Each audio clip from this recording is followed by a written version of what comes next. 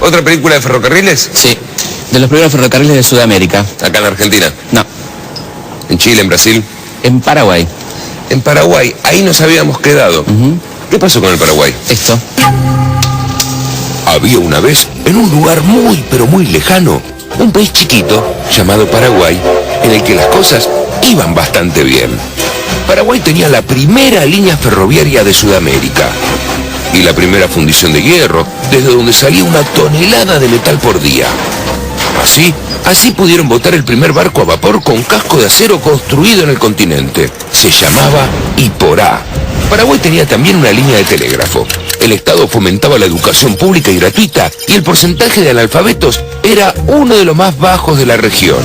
En solo 5 años, entre 1857 y 1862, la cantidad de alumnos en las escuelas paraguayas pasó de 16.000 a 25.000. No había latifundios ni esclavos. La tierra estaba repartida de otra manera. El Estado disponía de grandes extensiones que arrendaba a los campesinos. Eran las estancias de la patria, desde donde se producían yerba mate y tabaco para exportar a todo el mundo. Paraguay era el único país de América Latina sin desocupados y sin deuda externa. Algo había que hacer. Qué increíble, ¿eh? Parece un cuento. Pero era real, Mario, ¿eh? Claro. Tan real que según algunos, el Paraguay era un muy mal ejemplo para el resto de América Latina. Sí, está bien. Pero por lo que vi, esto no alcanzaba para declarar una guerra. Bueno, Mario, pero sabemos cómo son estas cosas, ¿no? El presidente paraguayo, Serrano López, un dictador que pone en peligro la seguridad de la región, bla, bla, bla, ¿no? Que le encontraron armas de destrucción masiva. Sí.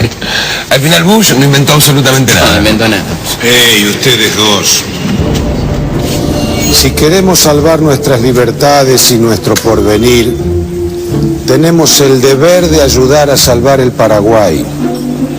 Tenemos que obligar a sus mandatarios a entrar en la senda de la civilización. Es una gran verdad. Ahora, ¿cómo comienza todo esto? Hacia 1863, Uruguay tenía un gobierno blanco, el de Bernardo Berro, que era aliado del Paraguay. Berro fue derrocado por los colorados al mando del general Venancio Flores. Los gobiernos de Argentina y Brasil financiaron y apoyaron el golpe. El imperio destruyó a bombazos la ciudad de Paysandú. Tras el ataque, el gobierno de Berro pidió la ayuda de su aliado Solano López, y este le declaró la guerra al Brasil inmediatamente. Pero para llegar al territorio brasileño, las tropas paraguayas debían pasar por suelo argentino, y el gobierno de Mitre no se lo permitió. Eso sí, permitió el paso de las tropas brasileñas para atacar Paraguay. Una extraña forma de neutralidad. No me digas nada. Entonces Paraguay le declara la guerra a Argentina. Bingo. ¡Oigan! ¡Se declaró la guerra al Paraguay! ¡Mitre va a hablar desde el balcón de su casa! Vamos. Pará, Mario, pará. Va a hablar Mitre. Tranquilo. Pero En mayo de 1865 se firma el Tratado de la Triple Alianza. ¿que lo firman quiénes? Argentina, Brasil y el gobierno uruguayo, ¿no? El objetivo era derrocar al gobierno paraguayo Solano López y una cosita más. Hay más. Hay más. El Paraguay se iba a hacer cargo de todos los gastos de la guerra. Está bien, pero mientras dura esta aventura al Paraguay, ¿quién garpa todo? Bueno, ahí está la frutilla de la torta. Pedimos un préstamo. ¿A quién? ¿Vos te acordás de la primera deuda externa? Sí, se la pedimos. Rivadavia se la pide a la Baring Brothers. Claro. Sí, una estafa total fue eso. Exactamente. ¿Le volvimos a pedir plata a la Baring Brothers? Claro. Ah, nos tapó el agua. ¡Al fin se declaró la guerra! ¡Al Paraguay! Según el oficialismo, la Triple Alianza significaba un acuerdo entre los países que querían la libertad. Sin embargo, lo firmaba un país como la Argentina, que apenas si podía mantener el orden interno a los tiros. Con Uruguay, que tenía un gobierno establecido por un golpe militar. Y con Brasil, Mario, una monarquía que tenía en ese entonces más de 2 millones de esclavos. ¡Viva la libertad! Ciudadanos, en 24 horas en los cuarteles, en 15 días en campaña, en 3 meses en Asunción.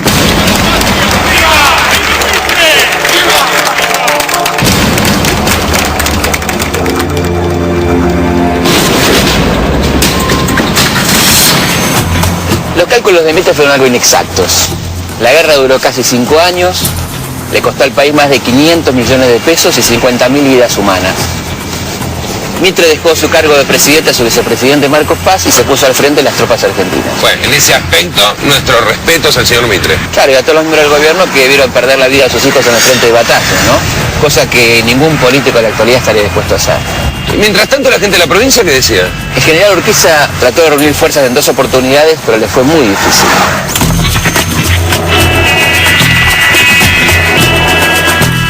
¿Qué está pasando, carajo? ¿Qué es esto de que se van? ¡Mi general! ¡Tenemos un prisionero! Traidor. Mierda. ¿Por qué me abandona, soldado? No es contra usted, mi general, pero nos está mandando una guerra que no queremos. ¿Qué estupidez es esa? Es la guerra de la patria. Entre Ríos se parece mucho más al Paraguay que al país de Mitre, señor. Algunos hombres quieren sumarse al enemigo. ¡Salte, traidor! ¡Cállese! ¡Cállese! Es la patria la que exige ir a la guerra. Y en ese caso, uno no elige soldado, solo va y pelea. Queremos pelear, pero contra Buenos Aires, no contra nuestros hermanos paraguayos. Sí, que se lo lleven. ¡Yo aquí se mueve Mitre! ¿Qué? ¿Qué dicen esos traidores? Gritan: ¡viva Urquiza, muera Mitre! ¿Que los fusilen? ¡No, mi general! ¡No, porque... ¡Traigan a todos los desertores! ¡Y los fusilen de inmediato, carajo! O sea que 2 veces intentó y no pudo. Urquiza queda fuera de la guerra del Paraguay. No te creas, ¿eh? ¿Por? Urquiza va a incrementar su inmensa fortuna transformándose en el principal proveedor de las fuerzas aliadas. Y mientras tanto, los correntinos, ¿cómo responden a toda esta guerra? Bueno, hay partidas enteras de correntinos que se pasan al bando de López. Y mientras tanto, los trabajadores astilleros de Corrientes se niegan a fabricar barcos para los aliados, se declaran en huelga. La verdad estaba bastante complicado reclutar tropas. Sí, al punto tal que muchos soldados argentinos son enviados al frente engrillados. ¡Engrillados! Tremendo, los guerreros de la libertad. Eso no es todo. Los soldados paraguayos prisioneros eran obligados a combatir contra su patria y algunos eran vendidos como esclavos por los brasileños.